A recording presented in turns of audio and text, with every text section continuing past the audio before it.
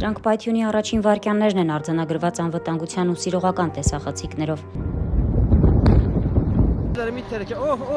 Իրանի ամենամեծ նավահանգստում Բանդար Աբասում շաբաթ տեղի ունեցած հզոր Պայթյունի զոհերի թիվը հասել է 40-ի, դեռ հաստատված է նրանցից 10-ի ինքնությունը։ Վիրավորների թիվը գերազանցում է 1200-ը։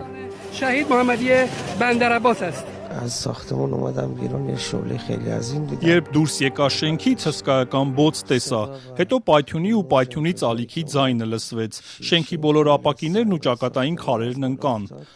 Ամբողջ պահեստը լցված էր ծխով, փոշով ու մոխրով, չեմ հիշում ինքս էի սեղանի տակ մտել, թե Պայթյունի ալիքներ ինձ այնտեղ նետել։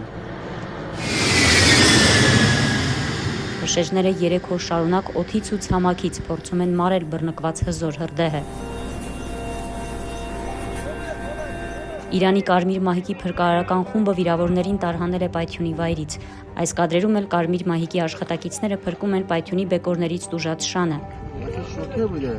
Պետական լրատվամիջոցները հայտնել են, որ Պայթյունը պատուհանի բեկորները մղոններով է հեռու շպրտել։ Բեռնատար կոնտեյներներից պոկել է մետաղյա թիթեղներ, վնասելով ներսում գտնվող ապրանքները։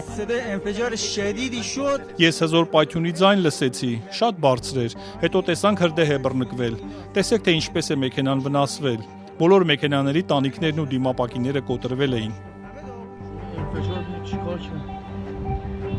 Ջրգրիտ պատճառը դեռևս պարզված չէ, նախագահ Մասուդ Փեզեշքյանը հանձնարարել է հետաքննություն անցկացնել, ըստ վարկածներից մեկի Պայթյունը եղել է նավահանգստում պահվող քիմիական նյութերի պատճառով։ Իրանի պաշտպանության նախարարությունը հերքել է միջազգային լրատվամիջոցների հրապարակումները, թե Պայթյունը կարող է կապված լինել հրթիռների համար օգտագործվող պինդ վառելիքի սխալ օգտագործման հետ։ Մայրաքաղաք Թեհրանից մոտ 1000 կիլոմետրի վրա գտնվող Շահիդ Ռաջայի նավահանգիստը հատուկ տնտեսական գոտի է։ Այն պատասխանատու է Իրանի նավահանգիստներում իրականացվող բեռնման և բեռնաթափման ընդհանուր ծավալի 85%-ի համար։